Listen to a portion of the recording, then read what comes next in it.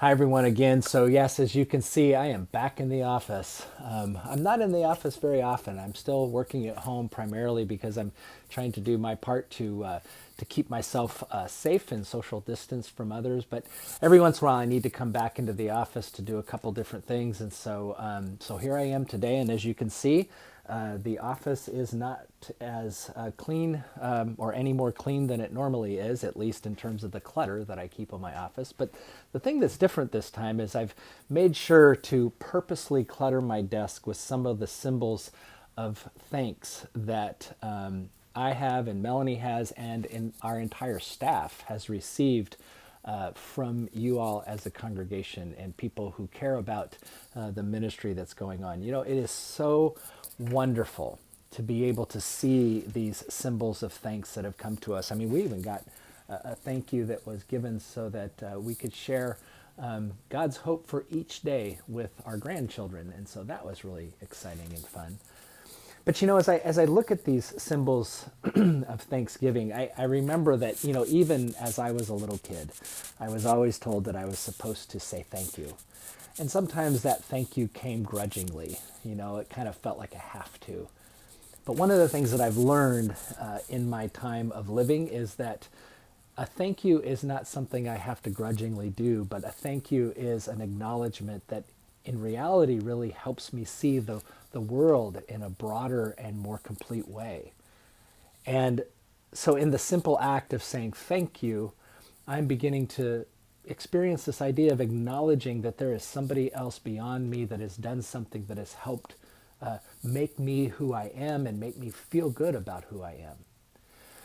But you know what's interesting is I think even that we can take even that another step forward further because there is one thing about saying thank you and thanking people for what they have done for us, and then there's another thing about recognizing our sense of gratitude for just the life that we have been given, living as a responsive way of all that the blessings that God gives us is really to be living this life of gratitude. And that's what I've been thinking about this week because I know that this has been a crazy difficult time for many people.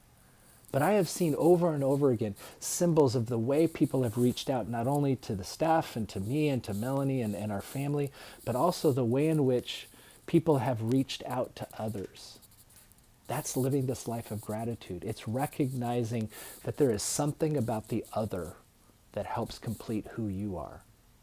So there's a story in Scripture that comes to us from Luke's Gospel, chapter 17.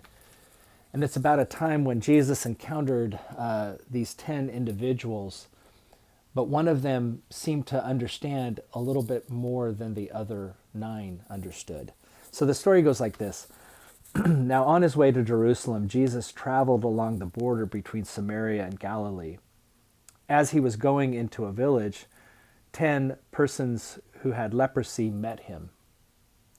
They stood at a distance, and they called out with a loud voice, "Jesus, Master, have pity on us." When Jesus saw them, he said, "Go show yourself to the priests." And as they went, they were cleansed.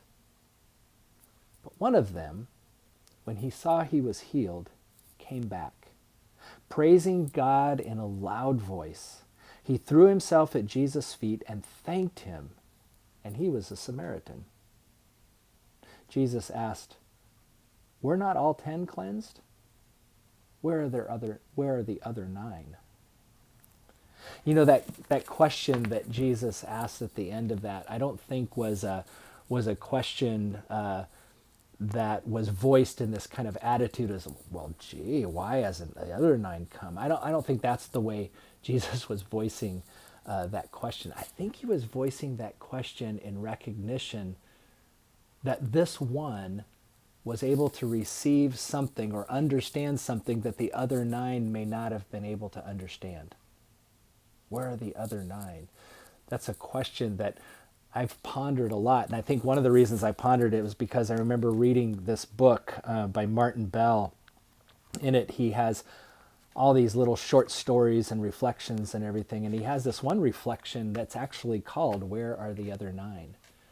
And in that little story, he reflects on this story of the 10 persons with leprosy, and he imagines where those other 9 might be. He has some really creative ideas of what may have happened.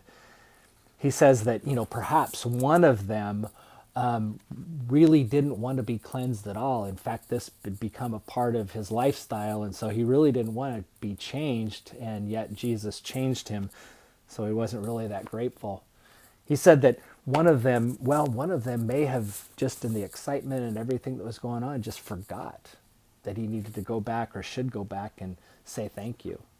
He imagines that maybe one was actually a woman who had so missed her children and her family for so long that the first thing she thought of was not to go back and say thank you, but was to run and be with her family. He said maybe one just didn't think Jesus had anything to do with it. So why would he go back? It's interesting to look at Martin Bell's reflections, because I think sometimes I wonder myself, those times when maybe I haven't expressed my gratitude as much as I should, I kind of ask myself that question: why? Why have I not been able to go back? What has gotten in my way of being able to be grateful or thankful for what's going on? Is it busyness? Is it short-sightedness? Is it this own sense that I have done this all myself and really nobody else has helped me? What gets in the way of my gratitude? What gets in the way of me being able to truly not just write letters of thank you, but really, really, really holding on to that sense of gratitude and that thanksgiving and recognizing all that others have done for me?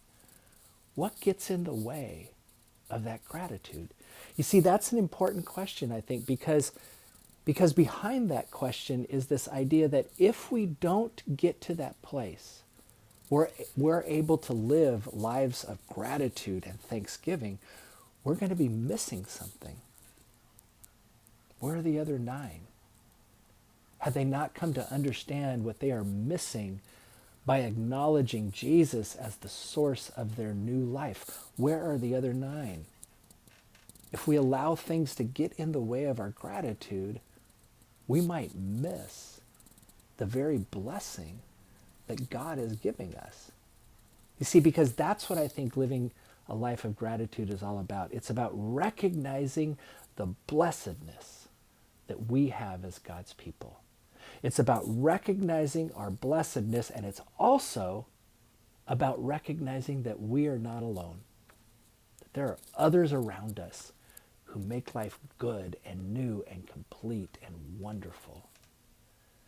So I challenge you, look at yourself. Are there ways that you have not expressed the gratitude that you know is there and is welling up inside of you? What is getting in the way? Because we should not be a people who allow anything to get in the way of acknowledging the gratitude that we have, that God has given us this life and everything in it, even in the midst of the craziness that we are experiencing. And we need to be a people as well to acknowledge that we are not alone. There are others around us who are holding us up, lifting us up, and supporting us in all that we do. So, take a look. Take a look at yourself. Take a look at all the blessings that you have been given. Look at ways in which you can become a person who would express that gratitude as God has called us to express. Thanks for listening, and thank you for being a part of my support.